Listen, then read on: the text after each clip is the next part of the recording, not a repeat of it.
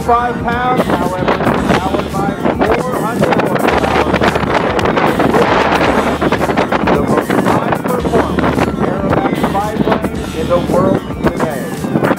As you can see, it is what we call a biplane. However, with those four wings, it actually has 8 ailerons which provide the rolling control.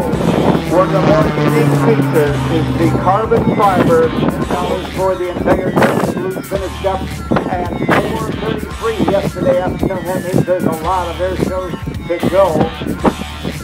Thank you to JJ Canapits and the Smoke Oil Crew.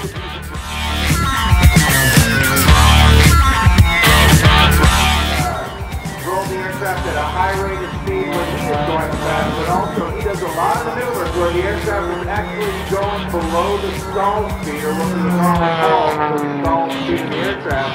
So by using the inner aileron, he is actually able to take advantage of the high-speed air being blown backwards from that giant 3-bladed hard shell propeller to still roll the aircraft, even though the air moving over the outer portions of the wing aren't providing the air or the lift. In addition, this aircraft has a revolutionary new tail.